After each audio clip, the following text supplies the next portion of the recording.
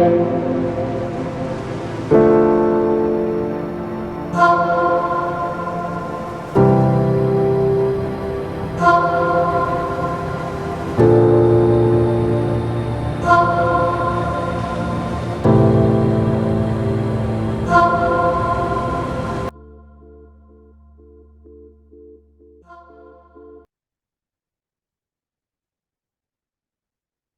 Ministerio Conéctate a Jesús y Seminarios Editoriales presenta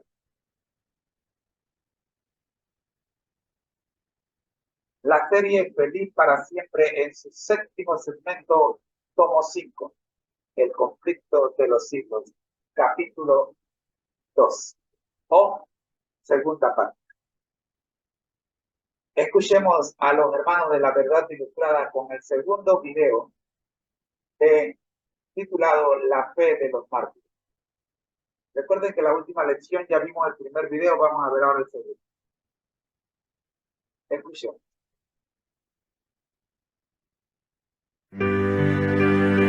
Pero antes, oremos.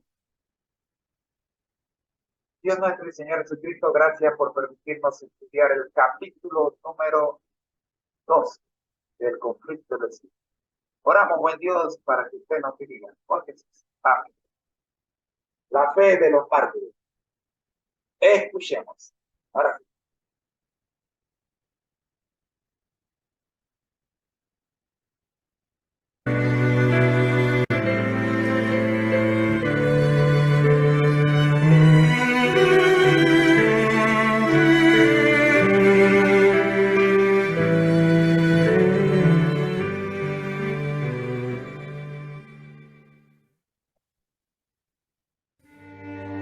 Jesús, cuando reveló a sus discípulos lo que debía ocurrir con Jerusalén, también predijo lo que experimentaría su pueblo desde el mismo momento que él fuera crucificado.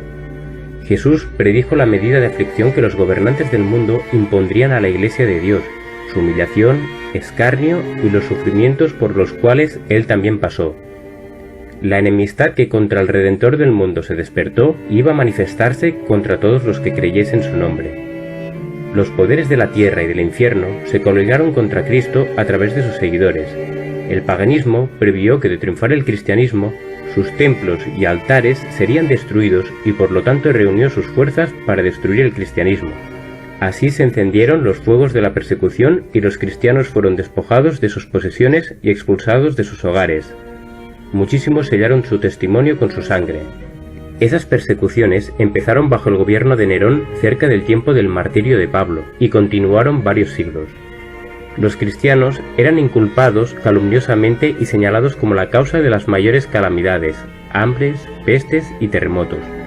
Se los condenaba como rebeldes contra el imperio y la religión arrojándolos a las fieras o crucificándolos. Debido a la persecución tuvieron que huir a los lugares más desolados y solitarios. Bajo las persecuciones más feroces, esos testigos de Jesús conservaron su fe sin mancha. Incluso perdiendo todas las bendiciones terrenales, no renunciaron a su creencia en Cristo. Del trono de Dios descendía hasta ellos una voz que decía: «Sé fiel hasta la muerte, y yo te daré la corona de la vida». Vanos eran los esfuerzos de Satanás para destruir a la Iglesia de Cristo por medio de la violencia. Los siervos de Dios eran asesinados, pero su obra seguía para siempre adelante. El número de creyentes iba en aumento hasta penetrar incluso en las regiones inaccesibles para las águilas de Roma. Miles de cristianos eran encarcelados y asesinados, pero brotaban otros para llenar sus lugares. Cuanto más eran abatidos, más crecían en número. La sangre de los cristianos era semilla. En vista de esto, Satanás propuso ponerse con más éxito al gobierno de Dios al implantar su bandera en la iglesia cristiana, esforzándose para obtener por medio de los artificios lo que no consiguiera por medio de la fuerza.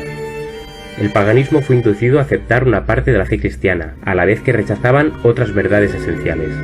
Profesaban creer en Jesús, su muerte y su resurrección, pero no tenían convicción de pecado ni sentían necesidad de arrepentimiento o cambio de corazón. Algunos cristianos permanecieron firmes y declararon que no podían transigir, pero otros se declararon dispuestos a ceder o a modificar algunos puntos su confesión de fe y unirse con los que habían aceptado parte del cristianismo.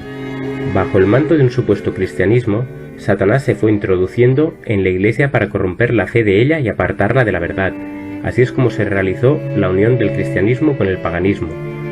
Aunque los paganos profesaban haberse convertido y unido a la Iglesia, seguían aferrándose a la idolatría, solo que habían cambiado sus imágenes de su culto por imágenes de Jesús o de María.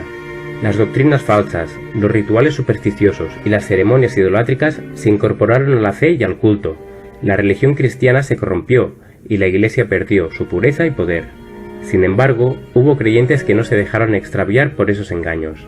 Los verdaderos cristianos se opusieron a los miembros de la Iglesia que, mientras profesaban tener piedad, daban secretamente cabida a la iniquidad.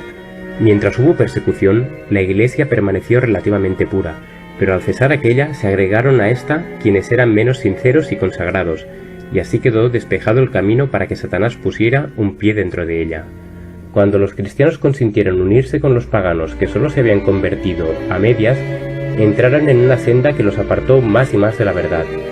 Satanás se alegró mucho de haber logrado engañar a tan crecido número de cristianos.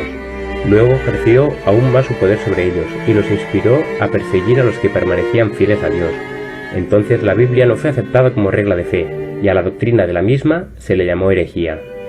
Los pocos fieles resolvieron disolver toda unión con la Iglesia apóstata si ésta aún rehusaba desechar la falsedad y la idolatría, y la separación era necesaria si querían obedecer la palabra de Dios. Para asegurar la paz y la unidad estaban dispuestos a cualquier concesión, pero sentían que sacrificar un principio por amor a la paz era pagar un precio demasiado alto. Actualmente está ganando más terreno la opinión de que, al fin y al cabo, los principios cristianos no son de vital importancia y que por el bien común se pueden sacrificar dichos pilares de la fe. La vida de los cristianos primitivos y su conducta intachable eran un continuo reproche que turbaba la paz del pecador. Por tanto, eran odiados, perseguidos y finalmente muertos. Por el mismo motivo, Caín mató a Abel, y fue por la misma razón que los judíos rechazaron y crucificaron al Salvador. Entonces, ¿cómo puede llamarse al Evangelio un mensaje de paz? El cristianismo es un sistema que, de ser recibido y obedecido, derramaría paz y armonía por toda la tierra. Los principios de vida del cristianismo son totalmente diferentes a los hábitos y deseos de los hombres, y por eso se rebelan contra él. Aborrecen la pureza que pone de manifiesto y condena sus pecados, y persiguen y dan muerte a quienes los instan a reconocer sus requerimientos justos y sagrados. Es en este sentido que el Evangelio se llama espada. Previendo las dudas que asaltarían a sus seguidores en días de pruebas y oscuridad, el Salvador les dijo: «Acordaos de la palabra que yo os he dicho, el siervo no es mayor que su Señor. Si a mí me han perseguido, también a vosotros os perseguirán». Los que son llamados a sufrir la tortura y el martirio no hacen más que seguir los pasos del amado Hijo de Dios. El apóstol Pablo declara que todos los que quieren vivir piadosamente en Cristo Jesús padecerán persecución. ¿Por qué entonces parece adormecida la persecución en nuestros días? El único motivo es que la Iglesia se ha conformado a las reglas del mundo y por lo tanto no despierta oposición. La religión que se profesa hoy no tiene el carácter puro y santo que distinguiera a la fe cristiana en los días de Cristo y sus apóstoles. Si el cristianismo es aparentemente tan popular en el mundo, ello se debe tan solo al espíritu de transigencia con el pecado. Vamos a hacer un alto aquí, vamos a repetir esta parte, porque es importante que entendamos qué es lo que está pasando. La paz del pecador. Por tanto, eran odiados, perseguidos y finalmente muertos. Por el mismo motivo, Caín mató a Abel, y fue por la misma razón que los judíos rechazaron y crucificaron al Salvador. Entonces, ¿cómo puede llamarse al Evangelio un mensaje de paz? El cristianismo es un sistema que, de ser recibido y obedecido, derramaría paz y armonía por toda la tierra. Los principios de vida del cristianismo son totalmente diferentes a los hábitos y deseos de los hombres, y por eso se rebelan contra él. Aborrecen la pureza que pone de manifiesto y condena sus pecados, y persiguen y dan muerte a quienes los instan a reconocer sus requerimientos justos y sagrados. Es en este sentido que el Evangelio se llama espada. Previendo las dudas que asaltarían a sus seguidores en días de pruebas y oscuridad, el Salvador les dijo: «Acordaos de la palabra que yo os he dicho, el siervo no es mayor que su Señor. Si a mí me han perseguido, también a vosotros os perseguirán». Los que son llamados a sufrir la tortura y el martirio no hacen más que seguir los pasos del amado Hijo de Dios. El apóstol Pablo declara que todos los que quieren vivir piadosamente en Cristo Jesús padecerán persecución. ¿Por qué entonces parece adormecida la persecución en nuestros días? El único motivo es que la Iglesia se ha conformado a las reglas del mundo y por lo tanto no despierta oposición. El único motivo es que la Iglesia se ha conformado a las reglas del mundo y por lo tanto no despierta oposición. O sea, nadie te va a oponer a sí mismo. Tú estás haciendo lo que yo quiero que tú hagas, yo no te lo voy a impedir, te voy a dar todas las llaves para que sigas adelante. La religión que se profesa hoy no tiene el carácter puro y santo que distinguiera a la fe cristiana en los días de Cristo y sus apóstoles.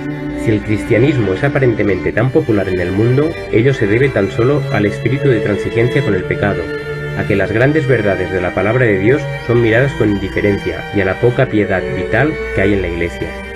Reavivan la fe y el poder de la Iglesia primitiva, y el espíritu de persecución revivirá también, y el fuego de la persecución. Isaías profetizó que a lo bueno llamarían malo y a lo malo llamarían bueno. Aquí estamos viendo lo que está pasando. Volverá a encenderse.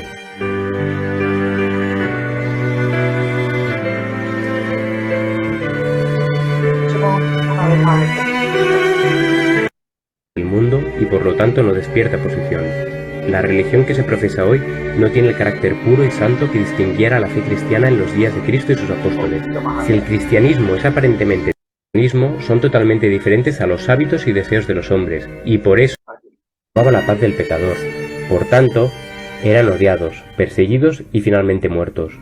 Por el mismo motivo, Caín mató a Abel, y fue por la misma razón que los judíos rechazaron y crucificaron al Salvador. Entonces, ¿cómo puede llamarse al Evangelio un mensaje de paz?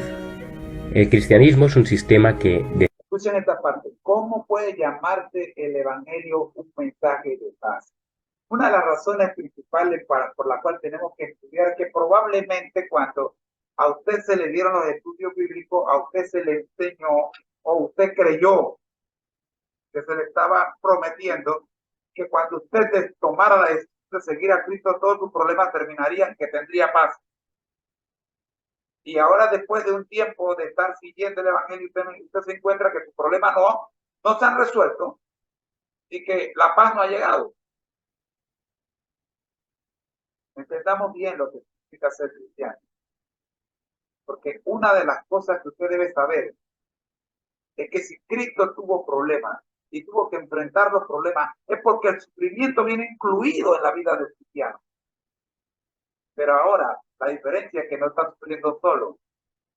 Porque ahora los problemas que antes eran suyos, ahora son de Cristo. Y en ese sentido, usted tiene paz.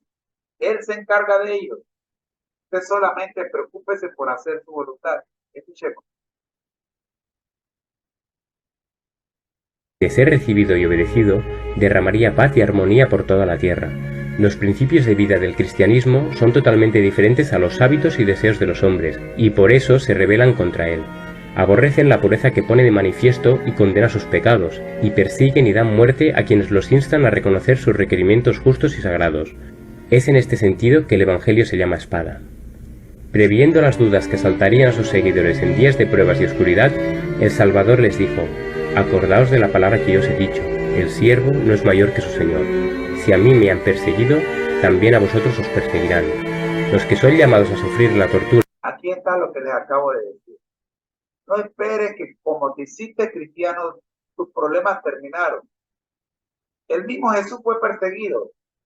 Los problemas nos van a acompañar hasta que salgamos de este mundo. Y el martirio no hacen más que seguir los pasos del amado Hijo de Dios. El apóstol Pablo declara que todos los que quieren vivir piadosamente en Cristo Jesús padecerán persecución. ¿Por qué entonces parece adormecida la persecución en nuestros días?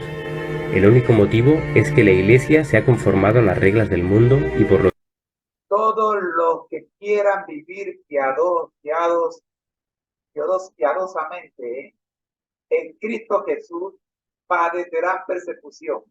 Segunda Timoteo 3:12. Pero ¿por qué entonces parece adormecida la persecución en nuestros días? ¿Por qué podemos predicar por las redes sociales y nadie nos los impone, nos los impide? ¿Por qué podemos salir y caminar y predicar y nadie nos los impide? Por una sola razón. Escuchen.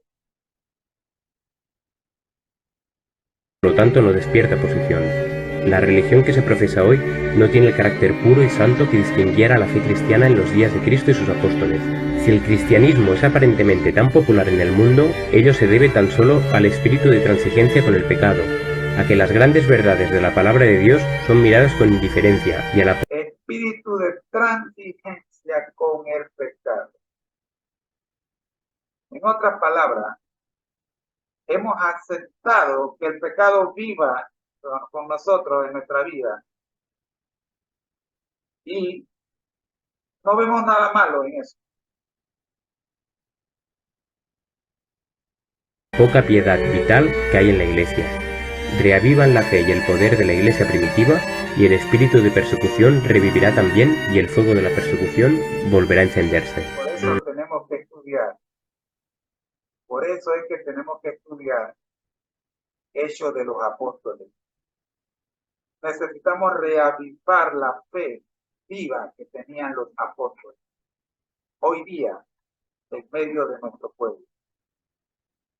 Persecución en nuestros días. El único motivo es que la Iglesia se ha conformado a las reglas del mundo y por lo tanto no despierta oposición. La religión que se profesa hoy no tiene el carácter puro y santo que distinguiera a la fe cristiana en los días de Cristo y sus apóstoles. Si el cristianismo es aparentemente tan popular en el mundo, ello se debe tan solo al espíritu de transigencia con el pecado, a que las grandes verdades de la palabra de Dios son miradas con indiferencia y a la poca piedad vital que hay en la Iglesia. Reavivan la fe y el poder de la Iglesia primitiva, y el espíritu de persecución revivirá también, y el fuego de la persecución volverá a encenderse.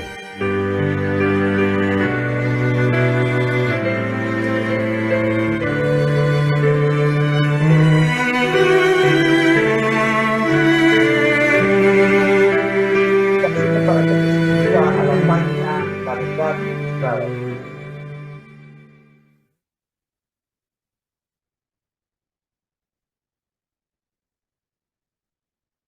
Así llegamos al final de nuestra transmisión por la noche de hoy.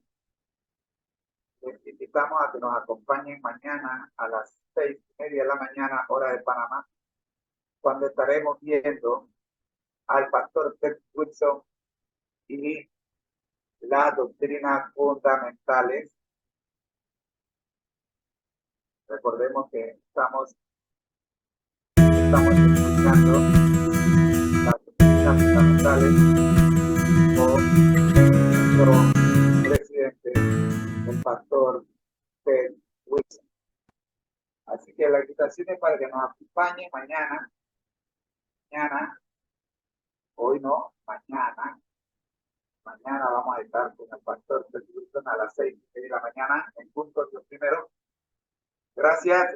Si les gustó este programa, estas 2 horas de estudio, déjenos sus comentarios. Todavía nos quedan 7 minutos para completar las 2 horas de estudio. Así que, ¿tienen algún comentario? Déjenmelo por ahí para poder compartirlo.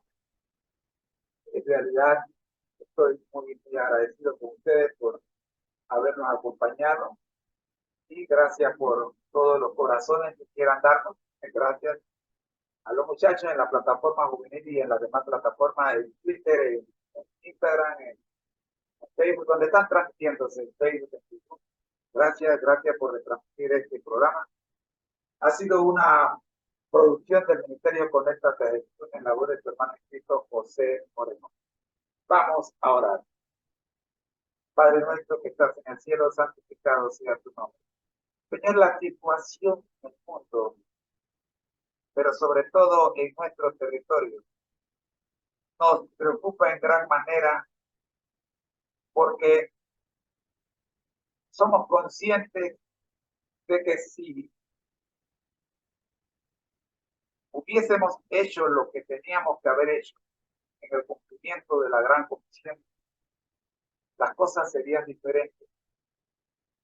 Probablemente, oh Padre Santo, ya todo habría terminado y el reino de los cielos, el reino de Dios, el reino de victoria ya se hubiera instalado en la tierra. Pero tenemos que reconocer que todavía nos falta mucho para cumplir la gran comisión. Por ello, Padre Santo, pedimos su Santo Espíritu para que nos dé esa energía y ese poder necesario para cumplir con lo que nos toca, que es llevar el mensaje. No somos nosotros los que hacemos la obra, Es su espíritu el que la hace. Nosotros solo somos instrumentos que nos toca llevar a cada puerta, a cada canal, en cada dirección electrónica o física, donde seamos enviados o nos llamen. Oh Padre Santo, ayúdanos a decir, heme aquí, envíame.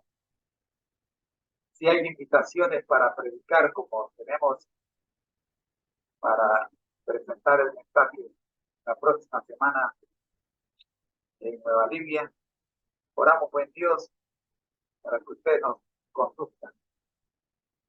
Y le damos las gracias, Señor, porque reconocemos que cuando la invitación llega tenemos que ponerla en oración para confirmar que de parte es. Gracias, Padre. Gracias. Porque sabemos que hay necesidad de estudiar la palabra de Dios de una manera más completa y más sistemática, con más interés que como la hemos estudiado en el pasado. Y será predicado este evangelio, dice su palabra, a todo el mundo, tribu y nación, como testimonio, y entonces vendrá. Y aquí la paciencia de los santos, los que guardan los mandamientos de Dios y tienen la prudencia. Oramos en el nombre del Padre y del Hijo y del Espíritu Santo. Amén. Gracias. Gracias por acompañarnos. Recuerde que para mañana a las 6 de la mañana estará con nosotros el pastor Edwinson con la doctrina, con la creencia fundamental número 8. No tengo más. Se completaron nuestras 2 horas y le decimos a ustedes, el Señor me los guarde hoy, mañana y siempre.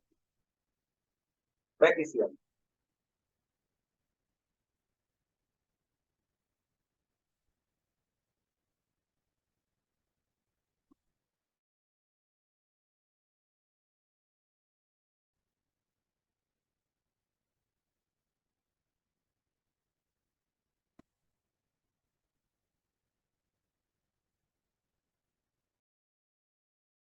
Al que el Señor llama, capacita. Al que envía, acompaña. Siempre gozosos, conectados a Jesús a través de la Biblia, todos juntos, rumbo al cielo.